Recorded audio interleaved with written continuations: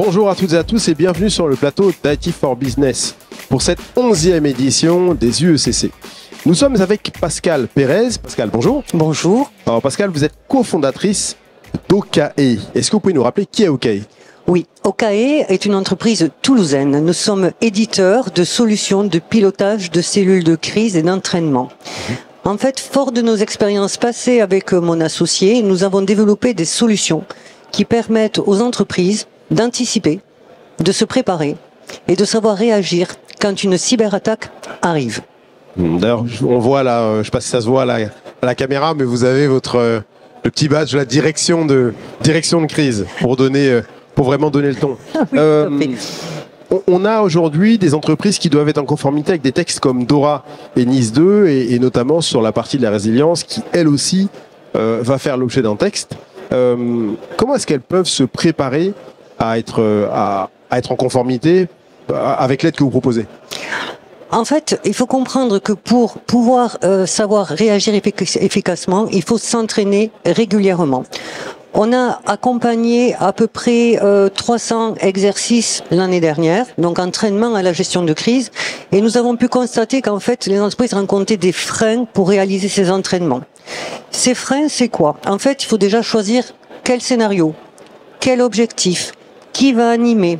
Comment je vais choisir les participants? Est-ce qu'ils sont présents? Est-ce qu'ils sont pas présents? Est-ce que je dois trouver une salle?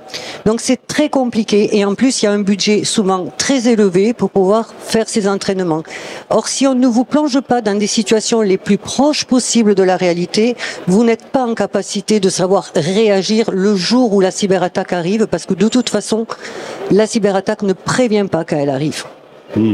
Quelles sont les difficultés que rencontrent les entreprises et comment vous les aidez justement à se préparer face à ces crises ? En fait, nous avons développé un simulateur d'entraînement à la gestion de crise cyber. On a besoin que d'un seul animateur qui va définir ce qu'il veut faire. Il va paramétrer ce qu'on appelle des stimuli, donc des événements qui vont arriver soit par mail, soit par SMS. L'animateur, c'est le RSSI. Ça peut être le RSSI, ou alors ils peuvent nous prendre à nous, puisqu'ils peuvent acheter aussi des scénarios sur étagère s'ils veulent, effectivement. Mais le RSSI, du coup, même tout seul, il peut entraîner autant de fois qu'il le souhaite toutes les équipes. D'accord ? Il faut savoir qu'une cyberattaque, elle arrive la nuit, les titulaires sont pas forcément présents. Donc, il faut absolument former toutes les strates de l'organisation. Donc, des exercices, ils doivent se jouer de façon récurrente. C'est pas juste répondre à l'obligation une fois par an. C'est réaliser, je dirais, 1, 2, 3 fois par an des entraînements avec des populations différentes de l'entreprise.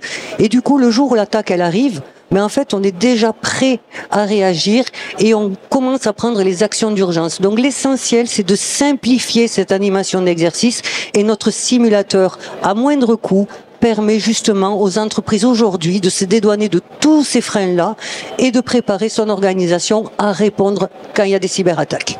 Si je dois résumer votre propos et peut-être pour finir cette interview également, on a une variété d'attaques.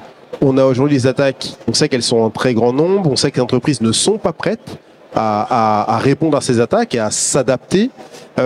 Si on devait résumer, comment votre entreprise va aider les organisations à lever tous ces freins, tant en termes de personnel qu'organisation de gestion de crise, qu'en type de crise ? En fait, tous les scénarios d'exercice que l'on peut faire ont une finalité, un objectif. Donc tout dépend du type d'attaque qu'on va préparer. Ça peut être un ransomware, ça peut être une usurpation de compte, ça peut être tout type d'incident. On le simule. D'accord ?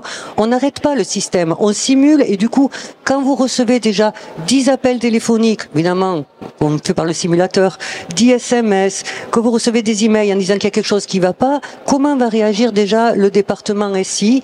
Comment va réagir le RSSI ? Qui je dois mobiliser ? Comment je crée une cellule de crise ? Et quelles sont les premières actions d'urgence que je dois prendre ? Donc, en fait, on les aide au travers du logiciel à se préparer et à paramétrer l'outil de gestion de crise pour répondre le jour où la crise réelle arrive, bien entendu, à utiliser l'outil et de façon efficiente. Merci beaucoup Pascale. Merci à vous. Merci à vous de nous avoir suivis. À bientôt.